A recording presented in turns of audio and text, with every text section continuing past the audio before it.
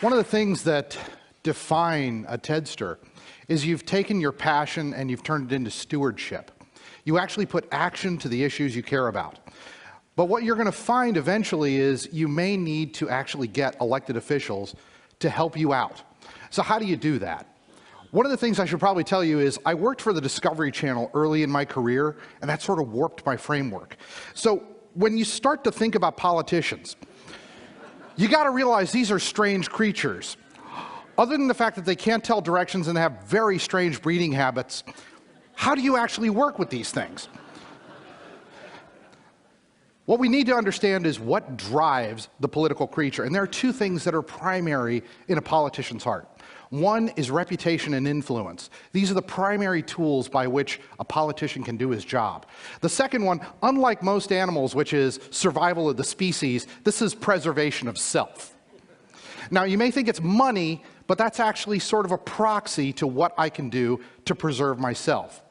Now, the challenge with you moving your issue forward is these animals are getting broadcast to all the time. So what doesn't work in terms of getting your issue to be important? You can send them an email. Well, unfortunately, I've got so many Viagra ads coming at me, your email is lost. It doesn't matter, it's spam. How about you get on the phone? Well, chances are I've got a droid who's picking up the phone. Yes, they called and they said they didn't like it. That doesn't move. Face-to-face would work, but it's hard to set it up. It's hard to get the context and actually get the communication to work. Yes, contributions actually do make a difference, and they set a context for having a conversation, but it takes some time to build up. So what actually works? And the answer is rather strange. It's a letter. We live in a digital world, but we're fairly analog creatures. Letters actually work. Even the top dog himself takes time every day to read 10 letters that are picked out by staff.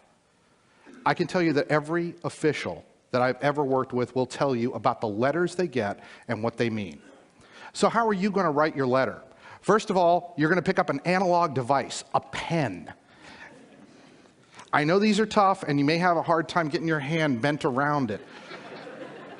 But this is actually critical, and it is critical that you actually handwrite your letter. It is so novel to see this, that somebody actually picked up an analog device and has written to me. Second of all, I'm going to recommend that you get into a proactive stance and write to your elected officials at least once a month. Here's my promise to you. If you are consistent and do this, within 3 months, the elected official will start calling you when that issue comes up and says, what do you think? Now, I'm going to give you a 4-paragraph format to work with. Now, when you approach these animals, you need to understand there's a dangerous end to them. And you also need to approach them with some level of respect and a little bit of wariness. So in paragraph number 1, what I'm going to tell you to do is very simply this. Do you appreciate them? You may not appreciate the person, you may not appreciate anything else, but maybe you appreciate the fact that they've got a tough gig. Here you go. Paragraph number 2, you may actually have to just get very blunt and say, what's really on your mind? When you do this, don't attack people, you attack tactics. Ad hominem attacks will get you nowhere. Paragraph number 3, when animals are attacked or cornered, they will fight to the death. So you have to give them an exit. Most of the time, if they have an exit strategy, they should take it. Obviously, you're intelligent. If you had the right information, you would have done the right thing. Lastly, you want to be the nurturing agent.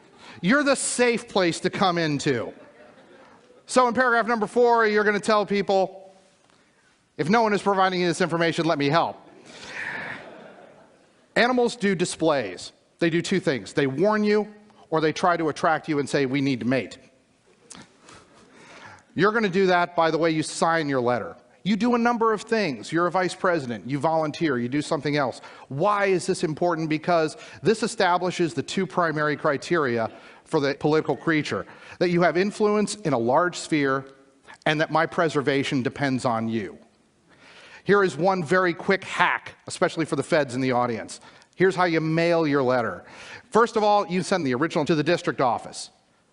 So you send the copy to the main office. If they follow protocol, they'll pick up the phone and say, hey, do you have the original? Then some droid in the back puts the name on a tickler and says, oh, this is an important letter. And you actually get into the folder that the elected official actually has to read. So what your letter means. I got to tell you, we are all in a party, and political officials are the piñatas.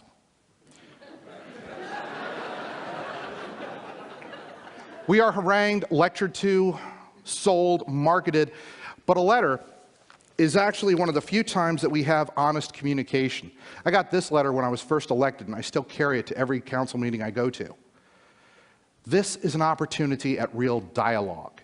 And if you have stewardship and want to communicate, that dialogue is incredibly powerful. So when you do that, here's what I can promise. You're going to be the 800-pound gorilla in the forest. Get writing.